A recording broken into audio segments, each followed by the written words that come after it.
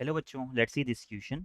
Integral 0 to x 2 to the power t upon 2 to the power bracket t dt, where bracket denotes the greatest integer function and x belongs to r plus is equal to option A 1 by logarithm 2 into bracket x plus 2 to the power fractional part of x minus 1, option B 1 by logarithm 2 bracket x plus 2 to the power fractional x, option C 1 by logarithm 2 into bracket x minus 2 to the power fractional x, और option D 1 by logarithm 2 bracket x plus 2 to the power fractional x plus 1.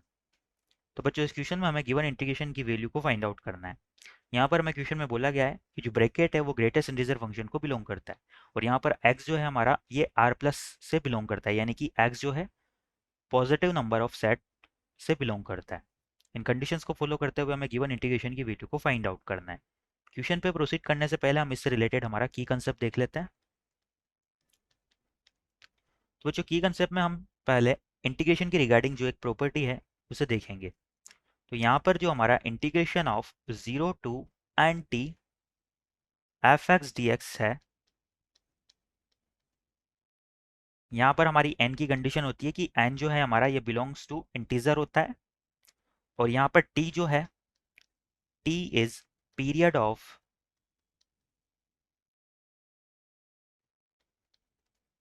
Function F x.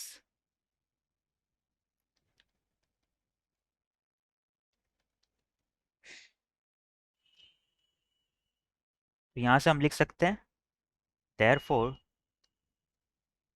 जो हमारी property होती है वो क्या होती है कि ये जो इंटीग्रल है, यानी कि integral 0 to N T F X D X है, इसे हम राइट डाउन कर सकते हैं.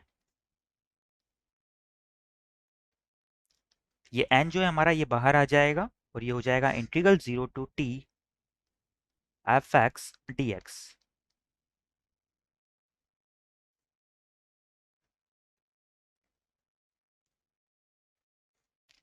नाउ इस कंसेप्ट को माइंड में रखते हुए हम हमारे क्वेश्चन पे आगे प्रोसीड करते हैं. तो बच्चों यहाँ पर हम एक प्रॉपर्टी और देख लेते हैं जो कि ग्रेटेस्ट इंटीजर फंक्शन के रिगार्डिंग है. तो यहाँ से हम लिख सकते हैं कि जो ग्रेटेस्ट इंटीजर फंक्शन है हमारा ये इक्वल होता है x minus fractional part of x के. यानी कि सपोज जो मेरा x है ये greater than equal to n है, एंड लेस देन है n प्लस 1 के. यहाँ पर मैं n को क्या बोल रहा हूँ कि n जो है मेरा बिलोंग्स टू इंटीजर है, और यहाँ पर इंटीजर जो है हमारा, क्योंकि क्वेश्चन में x का इंटरवल हमें r प्लस दिया हुआ है, तो हम इस इंटीजर को क्या ले लेते हैं i is greater than equal to 0. तो यहाँ से बच्चों हमारा इस कंडीशन के हिसाब से जो ब्रैकेट x है वो किसके इक्वल हो जाएगा, ये इक्वल हो जाएगा हमारा n के. या इसे हम लिख सकते हैं कि जो ब्रैकेट x यानी कि x minus fractional part of x है ये इक्वल हो जाएगा n के. इन दोनों कंसेप्ट्स को माइंड में रखते हुए हम हमारे क्वेश्चन पे आगे प्रोसीड करते हैं. क्वेश्चन में जो इंटीग्रेशन की वैल्यू मुझे फाइंड आउट करनी है इसे मैं i के इक्वल मान लेता हूँ. Let our i is equal to integral 0 to x e to the power t upon 2 to the power bracket t dt.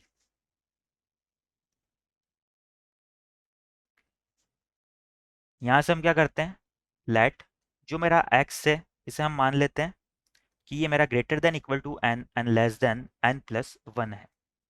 और यहाँ पर हम क्या लिख सकते हैं कि जो हमारा n है ये बिलोंग्स टू इंटीजर है, और x का इंटरवल हमें r प्लस दिया हुआ है, तो यहाँ से इंटीजर जो है हमारा क्या हो जाएगा ग्रेटर देन इक्वल टू 0 हो जाएगा.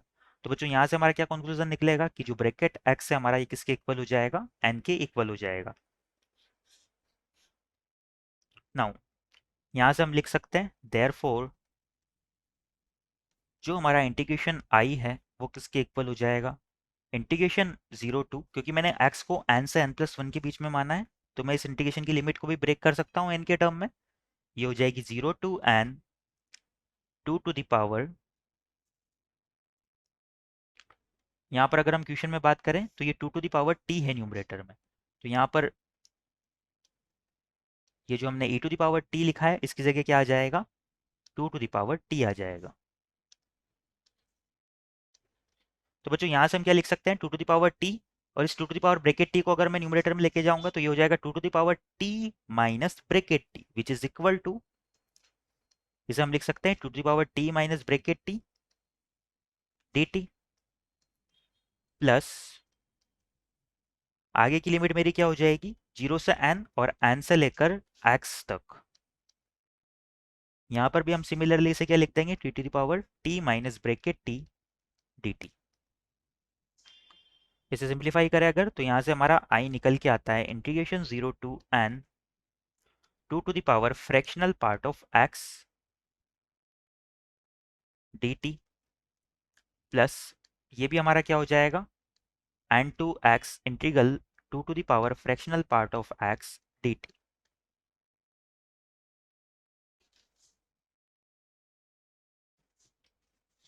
यहाँ पर t माइनस ब्रैकेट टी है तो ये फ्रैक्शनल पार्ट ऑफ t हो जाएंगे दोनों, x की जगह क्या आ जाएगा, t आ जाएगा। अब बच्चों हमें एक प्रॉपर्टी पता है कि जो हमारे फ्रैक्शनल पार्ट ऑफ x है इसका पीरियड हमारा किसके इक्वल होता है, ये 1 के इक्वल होता है। Period of fractional part of x is equal to 1। अगर इसका पीरियड हमारा 1 के इक्वल होता है तो यहाँ से अगर हम इस इंटीग्रेशन की बात करें तो ये 0 से n है और n बिलोंग्स टू हमारा इंटीजर है, तो यहाँ से हम हमारी प्रॉपर्टी को अप्लाई कर सकते हैं जो मैंने की कंसेप्ट में देखी थी। तो यहाँ से इंटीग्रेशन i हमारा किसके इक्वल हो जाएगा, I is equal to n times of 0 to 1 2 to the power fractional t dt, plus यहाँ से ये एज इट इज आ जाएगा n to x two to the power fractional part of t dt। अब बच्चों यहाँ पर जो है हमारी फर्स्ट इंटीग्रेशन में ये t की लिमिट 0 से 1 है, और हमें पता है कि 0 से 1 के बीच में जो फ्रैक्शनल पार्ट ऑफ t है ये किसके इक्वल हो जाएगा, ये t के ही इक्वल हो जाएगा। तो यहाँ से हम इसे लिख सकते हैं कि जो हमारा इंटीग्रेशन i है ये इक्वल हो जाएगा n times of integration 0 to 1 2 to the power t dt। Second वाले इंटीग्रेशन की अगर मैं बात करूं तो यहाँ से मैं क्या लिख सकता हूँ, यह है integration n to x two to the power, जो bracket fractional part of t है इसे मैं लिख देता हूँ t माइनस ब्रैकेट t। और बच्चों अभी अभी हमने देखा था कि जो हमारा ब्रैकेट x है वो n के इक्वल हो जाएगा अगर x हमारा n से लेकर n प्लस 1 के बीच में बिलोंग करता है। तो यहाँ से हम लिख सकते हैं कि i जो है हमारा किसके इक्वल हो जाएगा, n times of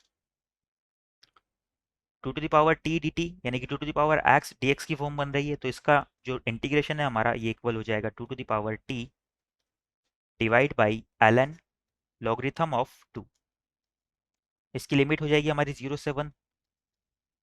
second part की बात करें तो ये हो जाएगा integration n two x two to the power T minus इस ब्रैकेट टी की जगह हम क्या लिख सकते हैं, जो ब्रैकेट टी है हमारा ये इक्वल हो जाएगा एन के।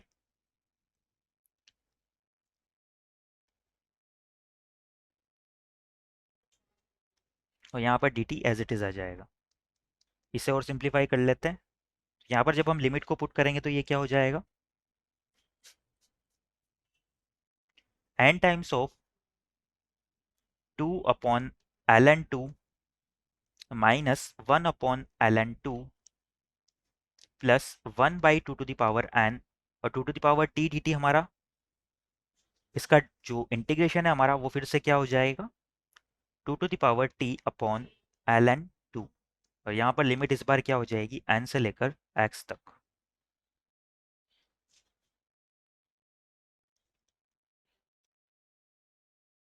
यहाँ से अगर हम इसे सिंप्लीफाई करें तो जो फर्स्ट वाला टर्म है हमारा ये तो हो जाएगा हमारा 2 by L n two minus 1 by L n two, यानी कि 1 by L n two into n, यानी कि n by L n two, plus second वाले टर्म की बात करें तो ये हो जाएगा 1 by two to the power n logarithm of 2 into two to the power x minus two to the power n। यहाँ पर मैंने लिमिट को पुट कर दिया है। नाउ यहाँ पर हमने देखा था कि जो हमारा n है वो किसके इक्वल था, ब्रैकेट ऑफ x के इक्वल था। तो यहाँ से हम n को फिर से किससे रिप्लेस कर देंगे, ब्रैकेट x से रिप्लेस कर देंगे। तो ये हमारा हो जाएगा n upon ln two plus 1 upon two to the power n ln two into two to the power x minus two to the power bracket x।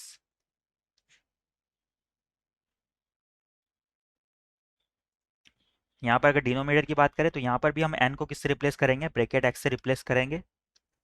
तो यहाँ से भी हम क्या लिख सकते हैं, इसे ब्रैकेट x लिख सकते हैं। नाउ न्यूमरेटर वाले पार्ट में से हम क्या करते हैं, इस वाले पोर्शन के लिए जो two to the power bracket x है उसे कॉमन ले लेते हैं। तो ये आ जाएगा n upon l n two plus two to the power bracket x into two to the power x minus bracket x यहाँ पर बच जाएगा और माइनस वन बच जाएगा। डिवाइड हमारा हो जाएगा two to the power bracket x l n two से। तो इन दोनों को आपस में कैंसिल कर देंगे। तो जो हमारा फाइनली आंसर निकल के आएगा वो क्या हो जाएगा, जो इंटीग्रेशन आई है हमारा वो इक्वल आ जाएगा, यहाँ पर ये जो n है इसे भी हम ब्रैकेट x से रिप्लेस कर देते हैं। तो ये हो जाएगा bracket x plus two to the power fractional part of x minus one, और डिनोमिनेटर में हमारा आ जाएगा लॉगरिथम ऑफ टू। नाउ हमारे ऑप्शंस एक बार देख लेते हैं हम।